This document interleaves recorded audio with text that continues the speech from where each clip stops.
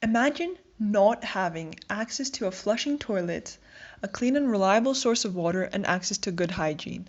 According to the CDC, 2.5 billion people, over 35% of the world's population, lack access to improved sanitation. 780 million people do not have access to an improved water source. Lack of sanitation leads to many diseases, including cholera, typhoid, malaria, guinea worm disease, and diarrhea. According to UNICEF, over 90% of deaths to diarrhea are among children under the age of 5. That's 1.6 million deaths annually. These shocking statistics have led me to go into the WASH direction for my project.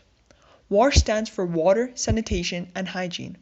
I decided to look into this because sanitation and hygiene are two components that are often overlooked, with many global organizations focusing on providing access to clean water instead.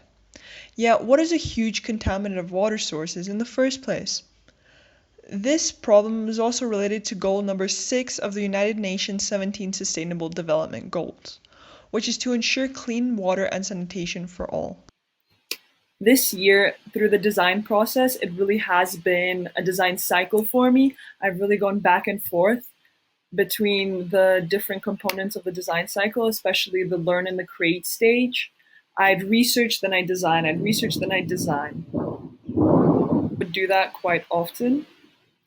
For example, the first part of the first semester, I was looking into sewage containment in Kenya. I was going through the learn stage, looking at the problem, outlining criteria and constraints.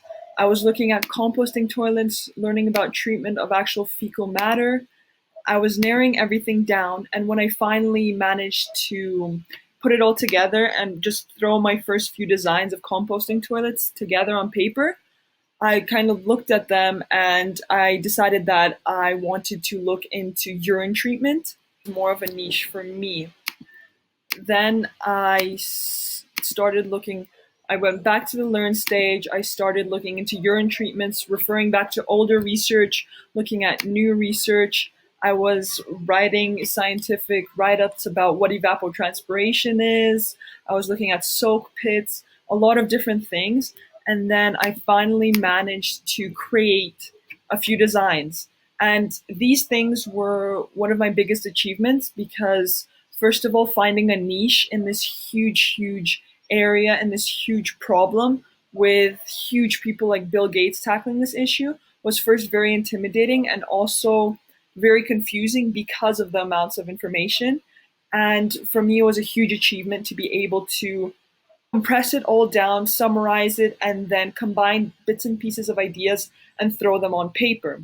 Also, the fact that I was able to create these designs could be implemented on the ISK campus was a huge achievement for me. However, next time, I would definitely try and go out of my comfort zone even more by throwing out ideas on paper more often, even before I would have summarized all the information in my head, even before I was thoroughly clear. I would have just started throwing designs on paper much earlier and then started tweaking them along the way. This way, I could have had more time to actually build, since I really wanted to do that, and unfortunately, I didn't get to that this year. Apart from that, I've learned so much this entire year from just the content. I see myself as an expert on this matter now, on sanitation, on composting toilets. I've looked at some really expert sources.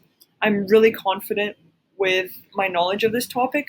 I've also met some amazing experts on this particular issue. I've spoken with some really great people on this.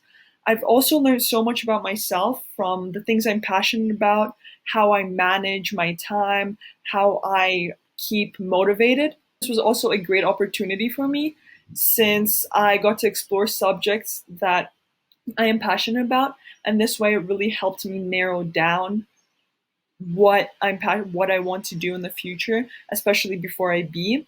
I also learned some priceless new research skills, communication skills, time management skills. I wouldn't have learned them as effectively sitting in a classroom just being told these things instead of being able to trial and error these things.